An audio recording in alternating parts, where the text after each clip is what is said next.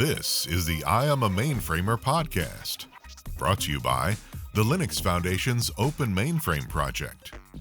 Episodes explore the careers of mainframe professionals and offer insights into the industry and technology. Now, your host, Senior Analyst and Vice President of Sales and Business Development at Futurum Research, Steven Dickens. Hello and welcome. My name's Steven Dickens, and I'm with you today on the I'm a Mainframer podcast. We've got a fantastic guest in store. Hello, Meral. Welcome to the show. Hi, how are you, Steve? It's really nice to be with you in this TV series. Thank you. How are you doing? Yeah, I'm very good. Great to get you on the show. We've been talking over the last few months. I think the listeners are going to be really interested to hear about you as a guest on the show, understand a little bit about your background. You've got a fantastic sort of story, I think, to tell. So without more of ado, tell us a little bit about you and introduce yourself to the listeners and viewers here. Thank you so much. So some of you might know about me, but let me start from the beginning. I have been in the mainframe market for more than 25 years. I graduated from computer engineering department of one of the universities in Istanbul, and I graduated that second best honor through the whole university, faculty and department. And I was a hardworking person in university during those times. And I got my first job as an opera system programmer, VSE system programmer from one of the big banks in Turkey before I was even graduated from the university. So it was nice to have that offer. And then I didn't know what the system programmers are doing actually. I didn't know actually what the market is doing, although I had my preparation in IBM and Netash, one of the biggest engineering departments in companies in Turkey. So I started working as VSE system programmer. And I was lucky that I was dealing with the operating system, network, CICS. We were doing everything related to system administration. So it was really a chance for me to. That sounds like a great first job. Come straight out of college, straight into a VSE system programmer. I mean, that's kind of straight in at the deep end.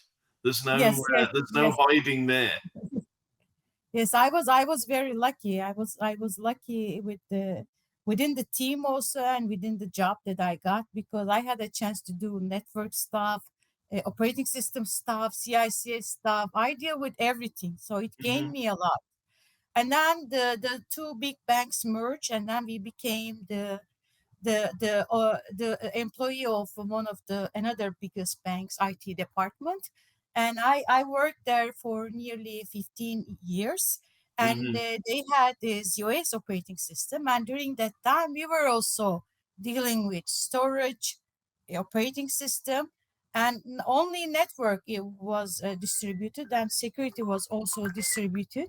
And I work there as I deal with lots of big projects there. I mean, the first PPRC implementation, the first of a kind projects I had to deal with. And then I became the director and the manager of the team in Bank. And I built the team from scratch, and my team was responsible from ZOS core, storage, network, and security. So I had a chance to deal with network and security again. So it was everything separated and then everything again, other than database and fantastic. So it sounds like straight in out of college into VSE. Pretty soon after that, the two banks merge, and you're thrown in to do ZOS. It's networking, it's security, it's kicks, it's system programming. Fantastic sort of first 15, 16 years of your career. What was your reaction coming to the mainframe platform kind of straight out of college? Had you played with the mainframe, been involved in the mainframe in college, or was the platform new to you? Yeah, it was kind of a story that I shared with my students in universities. By the way, I taught mainframe lessons for 4 years in Turkey in two universities under the IBM Academic Initiative. Okay. IBM had an academic initiative program, and they were getting teachers from the real market, the system programmers. And Hmm. I was lucky that they have chosen me to be the teacher in universities. And I taught for 2 years mainframe lessons. It was credit lessons, so it Okay. was a nice to have lesson. It was a great credit lesson. So did For you have that experience when you were in college, or was the no, mainframe no, no, kind no, of no. new to you in I the was in the yeah. workplace? After the work, I got the chance to do it. So I Hmm. graduated from university. I worked for nearly 10 years, and then IBM come up with this program. And as a client system programmer, I went to universities to teach mainframe lessons. So because we didn't have the teach license, there was a real professor, but we were teaching the lessons, and then we Hmm. were giving the exams and reading the exam notes and those kind of things. And the nice part is several of the students that I had were later on my colleagues. They became my colleagues in Oh, the system fantastic. department. So it was really nice to have that feeling also. I mean, some of them are right now managers in mainframe departments in Turkey in So several banks. there's a lot of discussion around skills in the mainframe Yes. space. Mhm, It's a continual thread. It's probably one of the hot topics, certainly in the discussion around modernization. mhm, Um, I think you've got a unique experience there. You've come through university, you've come straight into the mainframe space. Later mhm, in your career, you've taught mainframe in university. We've not had that many people on the show. We've had Cameron Say on the show in the mhm. past. You know, there's others in the academic community that we need to get on the show. But what's I'm really interested to understand what students think about the mainframe when they're being exposed to it for the first time. So Yeah. Mhm, maybe give some of your experience mhm, of mhm. Yes, what the I'm very reaction glad. is. Yes, I understand the question. I'm very glad that I had a chance to see the both client customer environment, Hmm. what management is struggling with as a manager. I had the management skills for 10 years also as a managing the mainframe platform. As a system programmer, I had the experience. As also in universities, I see the view of the new students. So and I was also experiencing while I was first of all while I started this job, as I mentioned, I got the offer because I was working hard, but I didn't know anything what the system programs are doing at all. So Hmm. during this time when I was graduated, it was 1996, by the way. During that time, people are all interested in network system administration. Internet was very popular during that time, and they were also lots of them are interested in programming. And then when I went to the universities, as you can imagine, let me say from this perspective, while you're in the market, mainframe market, you think that everyone knows hers about the mainframe, but it is not the case. In universities, several people, students are interested in game writing, Hmm. application, and the right now the popular things and clouds and other stuff or security right now they are interested in. They never heard about the mainframe platform. And when I Hmm.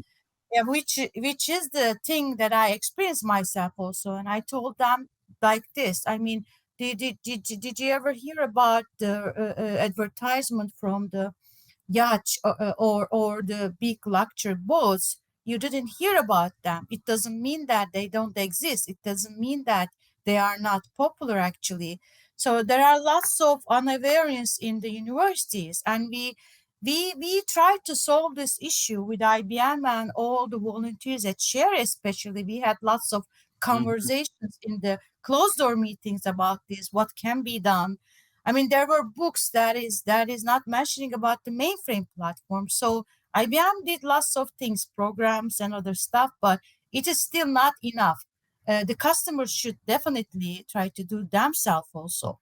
The first thing is the students doesn't know, but that student also doesn't know about what to do. I Hmm. mean, they need to guide in general. So I didn't. Well, it is okay. The first thing is okay. They don't hear about it, but it is not the situation that is the real problem. The real issue is the organizations giving importance to the mainframe platform department. As I realized, especially myself also, because I interviewed myself personally, my three people in my previous department also.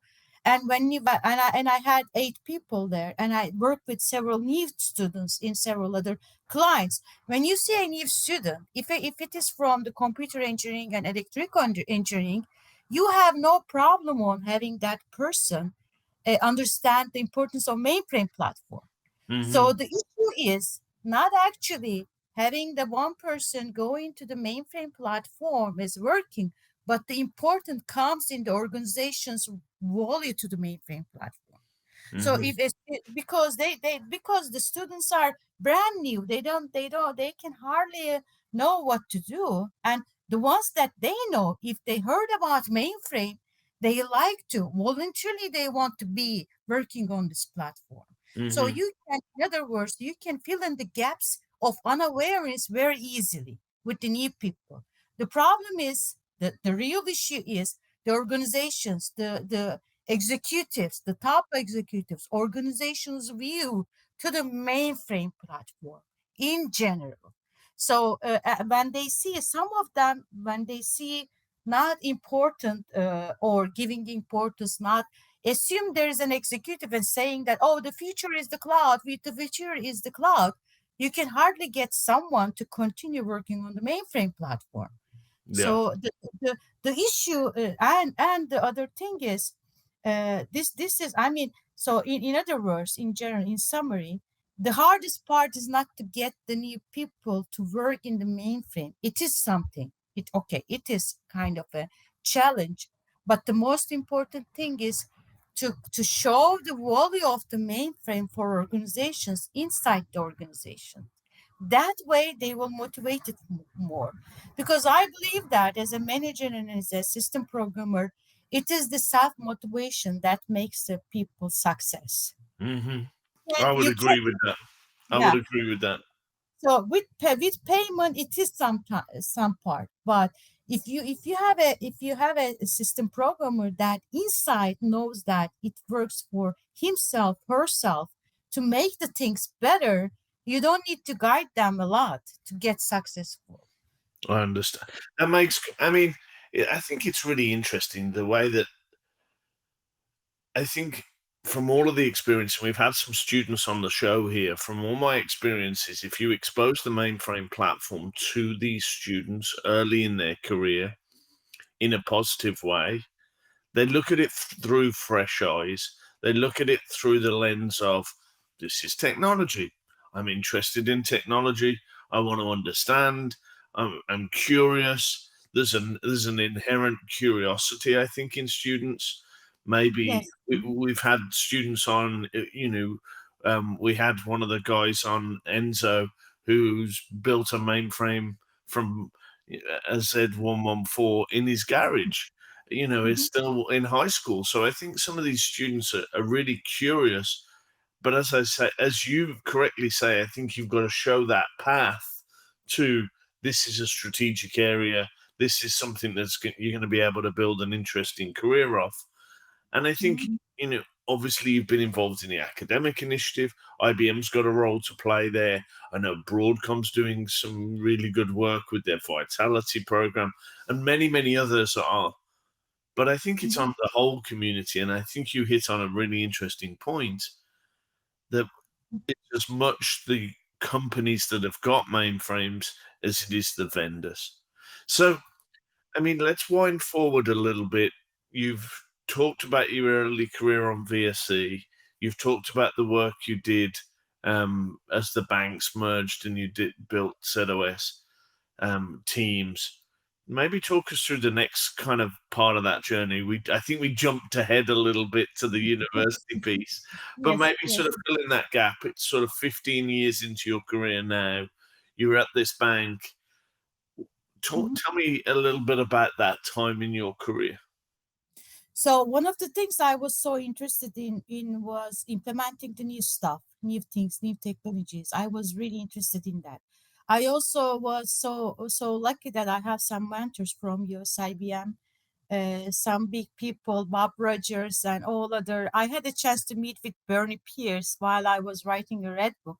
I spent my 1.5 month in Poughkeepsie, and during that time, I had a chance to meet with Bernie Pierce, and I had a chance to meet with some other experts also in LPDAN. She became my good friend of mine, and some others, Marna, and all other people. So Hmm. during that time, I realized that while talking, I mean, I didn't do this network just network, but I was so interested, very passionate about learning the internals of the operating system, storage on other subjects. I was so interested. I was looking at some of the patents also during those times. I was reading red books also. So the curiosity and the focus on getting knowledge makes me become a little bit more successful, and then I continue to learn more while asking Hmm. also, and also while teaching I learned a little bit more. So because if you are being asked questions, you learn more to deep into details. So uh, I had a chance to also have the first new technology implementations, and also I had a chance to how to become successful with yourself, being the teacher of yourself. So Hmm. then I started teaching these to my students and also my team, because whether you are working in mainframe platform or in other platform, there is, I believe that there is a path of being successful. Hmm. So there is a path to there are also methods to do what you do in a successful way. I mean, I'm not talking about being respected. I'm not talking about, it is the real success, how to do things successfully. And also, for example, how to gain 15 years of experience, although you are working actually in 10 years period of time. So it's not the years that makes you knowledgeable. It is how you spend your years. And I really see also that in the projects there are two new guys. They both work in the same project, but one of them is much better than the other because he knows where to look, how to look, and how to gain the knowledge. So I try to use this. Mhm, So Meryl, let's wind forward all the way to today. mhm, Tell us a little about the role you're doing today. I think you've got one of these sort of fantastic backgrounds. You've been in academia. You've been involved in mhm, the operations of mhm, one of the big mhm, banks. Tell us a little bit mhm. about what you're doing today. Right now, I'm guiding the doing consultancy in one of the partners of IBM in Turkey. One of the nice things that makes me really happy is, Steve, you can, when you look at you when you ask questions to IT people, there is always one item that makes them really happy: selling a product or improving the systems or learning new things. I was really happy that both implementing and improving the systems and also learning new things and also showing the new. It is also important to learn how to see the effect of the new things. That makes me start working on performance management more. And Hmm. I've been leading the MES performance project at Share for nearly 10 years. That 10 years ago, I started, actually 15 years ago, I started digging onto performance knowledge, which is actually makes me learn more, improve more. So, and during that time, I was mostly dealing with the performance analysis, deep into details and knowledge and other stuff. And it makes me really happy that I have a chance to implement the projects with my team also, like data center migration, implementing new items and new stuff, and also I had the chance to measure the benefit. Hmm. It is one of the important gaps in our market is also implementing the features functions. There are lots of things that hasn't been implemented yet, and I believe because it makes me sad, because I believe that I know that how my IBMer friends or my other vendors, there's not only IBM, other vendors friends work hard to implement the new feature, and as a client and as a customer we need to implement them so that we can get benefit in the market. So during that time, I was very happy to improve the systems, improve items. Then right now I have a chance to affect not only one client but many clients, because I'm working in the partner vendor side. So right now I'm doing consultancy and trying to help the companies that are having mainframe platform, and I'm very happy to do that job also.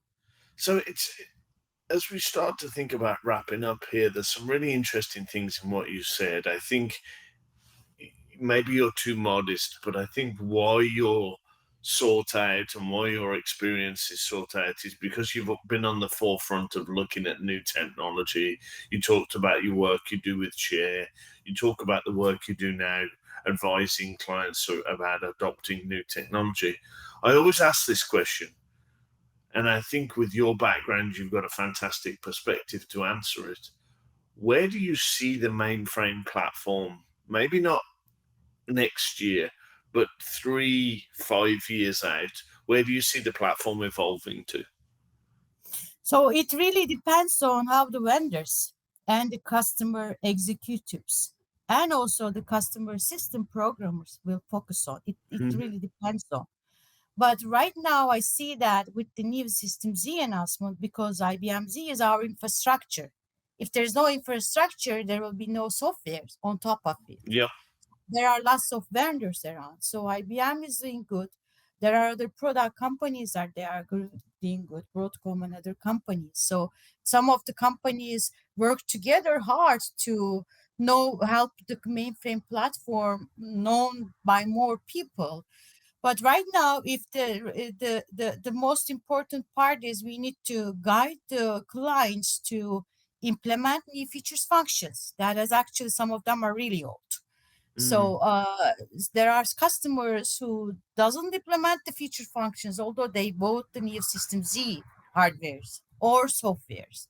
So we need to guide them, help them as a market, IT market also. So some mainframe customers I mean IBM Z is with Z16, it is great. So in the few years there will be implementing phase of the System Z parts and also some software upgrades.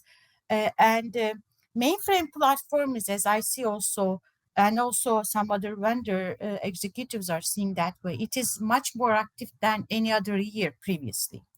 So it will be going forward. But the most important problem is the unawareness and misconception throughout the mainframe market. So there are organizations that work hard. There are vendors that work hard to solve this issue.